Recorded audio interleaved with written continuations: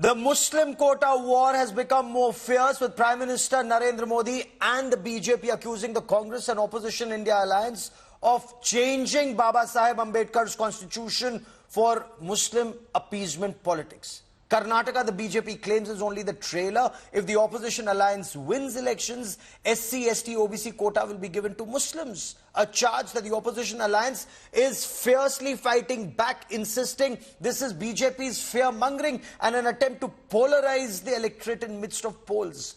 Joining me on the show, Ghanshyam Tiwari represents the Samajwadi Party. Tuhin Sinha is the spokesperson of the Bharatiya Janata Party. Syed Asad Abbas is a political analyst. R.K. Upadhyay is a senior journalist joining us for perspective on these developments. And Tuhin Sinha, Lalu Yadav has issued a clarification.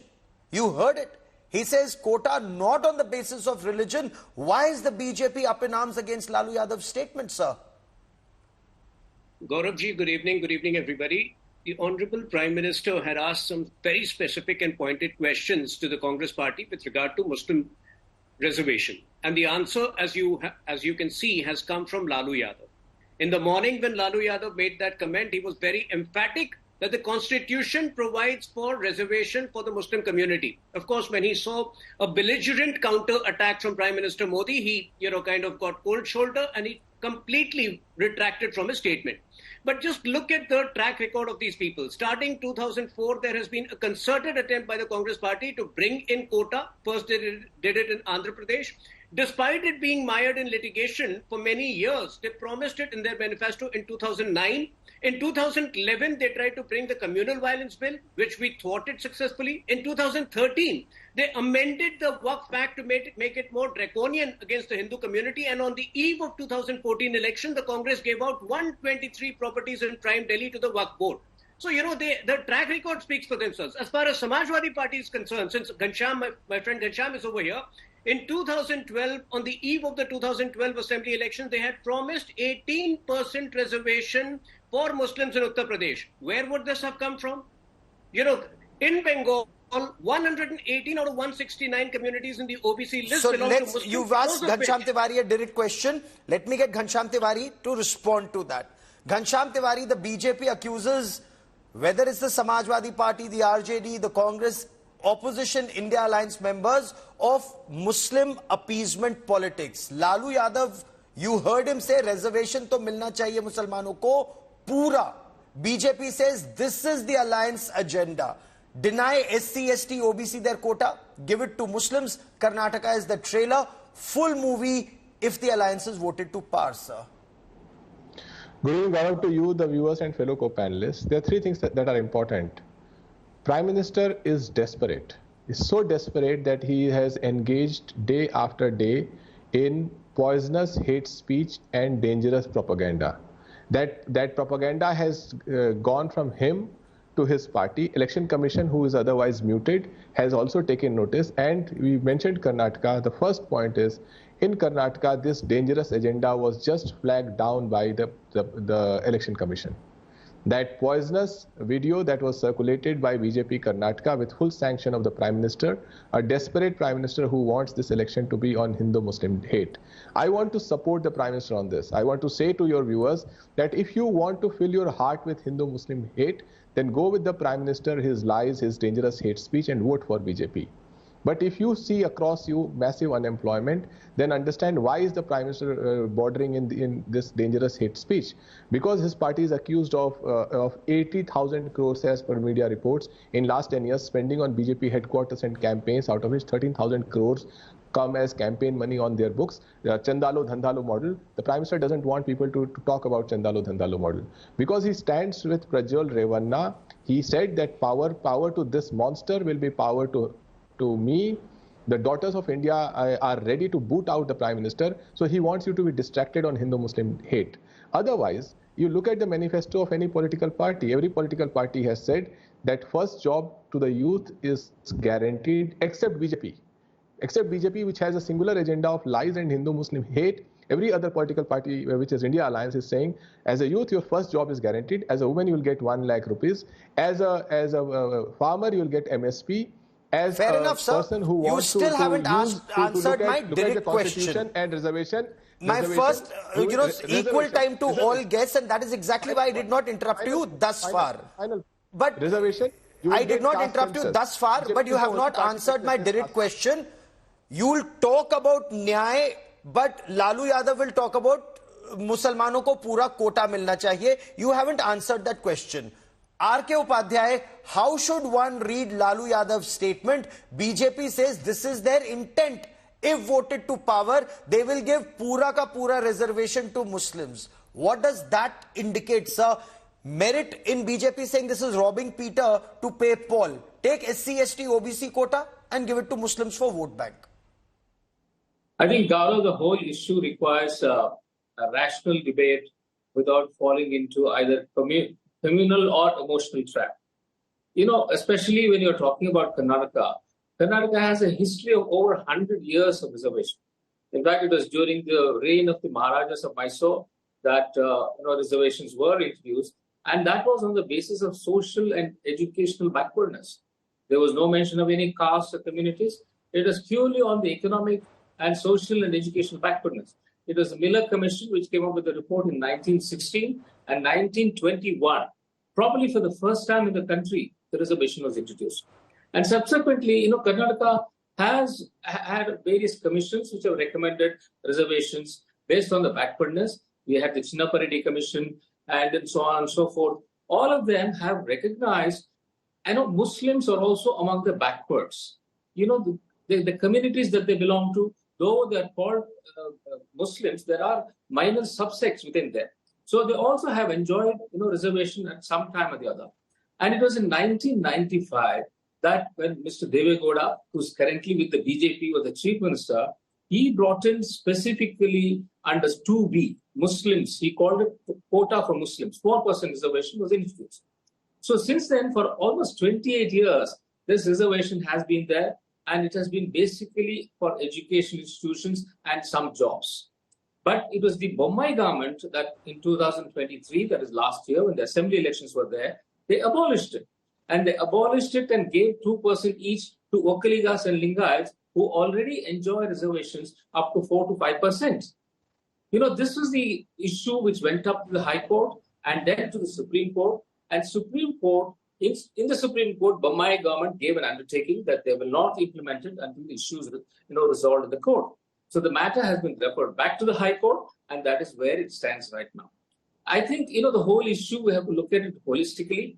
And of course, as the BJP and others claim that the Constitution very clearly says, it is on the caste basis. It is not on the religion basis. So if it is not on the religion basis, how are you going to include people who are really backward, both educationally and socially, just because they belong to some other religion? So I think this whole issue will be discussed in the court, and we need to, this is a very, very important issue. And Syed Asad Abbas, the BJP very clearly says Karnataka is the trailer. Muslims get 4% reservation out of OBC quota.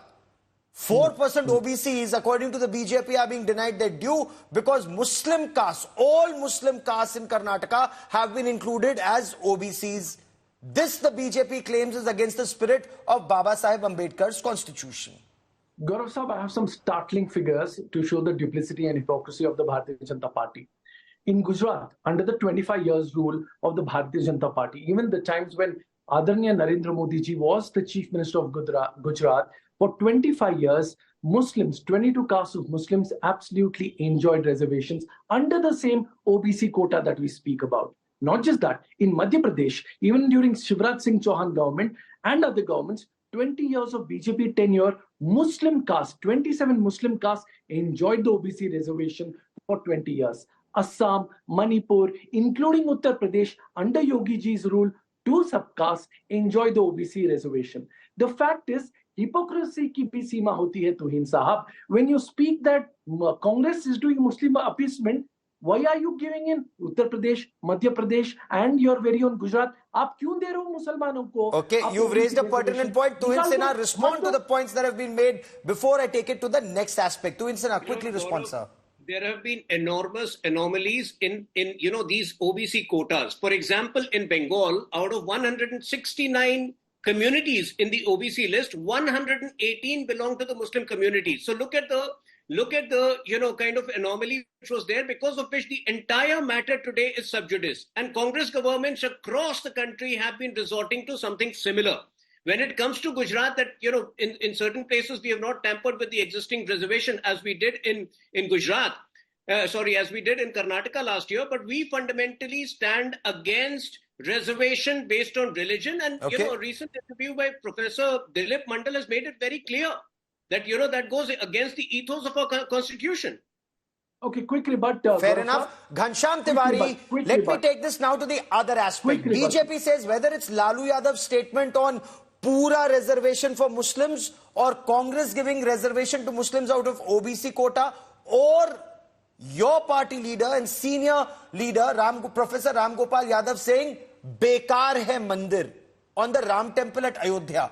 All of this is aimed at Muslim appeasement. So you talk of Nyay Patra, but the subtext very clearly is bekar hai mandir. BJP says Samajwadi Party ke liye Haj House theek hai, mandir bekar hai. Dekhiye Gaurav, right from the beginning of this election, when every political party in India Alliance spoke about jobs, Prime Minister decided to speak about toxic hate speech without anybody asking. Sir, my question to you is about Ram Gopal Yadav. My question to you is about Ram Gopal Yadav. Allow me. Permit me. My first question to you was Lalu Yadav. You did not answer it. Fair enough. Those were your opening comments. My second question to you is about Ram Gopal Yadav saying bekar hai mandir. Your viewers are the judge. Please allow me to respond to my words. But permit me to reiterate. My question to you is, Professor Ram Gopal Yadav says bekar hai mandir. Go ahead, answer the way you want to. Please respond. Allow me to respond. Parties published their manifesto. BJP mentioned Mr. Modi in their manifesto 67 times. Jobs 2 times. A party that de-recognizes the right of a youth to find jobs, offer jobs, a party that indulges in chandalo dhandalo, indulges in massive corruption. Sir, you're repeating yourself. The same thing you said in your first answer, you are saying in your second answer. My viewers will decide, fair enough.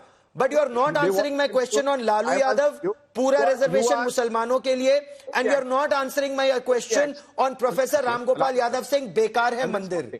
I'm responding. No, you're not. You are anxious. You've said the same thing in your first answer, you're saying the same thing in your second answer. My answer is, I'll repeat my answer, which is the Prime Minister is desperately trying to steer the agenda on these points. And why is Ram Gopal Yadav that desperate to be on the same pitch? As Samajwadi Party spokesperson and India Alliance, our agenda is represented in our manifesto, which was misrepresented, turned into fake news by the Prime Minister himself. Fair enough. Used the India Alliance manifesto to indulge in hate speech. He used Dr. Manmohan Singh's message to indulge in hate speech because he desperately wants that. You are right in saying that. Fair enough. What about Ram Gopal Yadav saying bekar hai mandir for Ram temple at Ayodhya? I agree with your assessment that we don't want to indulge in these topics because these topics are not important to the electorate of the country. Then why is Ram Gopal Yadav saying it? Isn't he a very senior Samajwadi Party leader? Or is there a subtext? R.K. Yadav, let me take this to R.K. Upadhyay. Let me take this to R.K. Upadhyay. BJP says, and let me once again take it to R.K. Upadhyay, the alliance, the India Alliance election winning formula is MY, Muslims and Yadavs. But Y has now become secondary to M, is the claim. How do you see a statement like bekar hai mandir coming from a senior Samajwadi Party leader, or again, as the BJP claims, Rahul Gandhi staying away from temples? Is that a signal to the vote bank as is claimed? No, Gaurav, I think the India Alliance, as we know, is not a homogeneous group. I mean, each one has its own agenda, and it is only the power which has brought them together, or the hunger for power. And I don't see that there is any single thread in their arguments. Each one is saying something, and the other one contradicts it, and in their own states they follow something else. So I don't think these people can be taken seriously. And Lalu Prasad Yadav saying something in the morning and then contradicting himself in the evening. And I don't think this position the Congress will agree, or even if they agree, they will put some other spin on it. So I don't think that the India alliance can be taken seriously because they are not a homogeneous group. However, how would you see a senior leader saying "Bekar hai mandir" for the Ram temple at Ayodhya? Sayyid Asad Abbas. That sends out a very wrong signal to the country, because if a major political party, Sayyid Asad Abbas, let him complete his point. I'm coming to you. Gaurav, let me make my point clear. If a senior leader of a major political party in the country makes this kind of a statement, I think it sends out a very, very wrong signal to the country, and at least the party should disown his statement. So until then, I think the people have right to criticize this party's stand. Gaurav sir, can I come in? Yes, I want you to come in, because have you heard any leader, anyone saying "Bekar hai" any religious institution or religious place?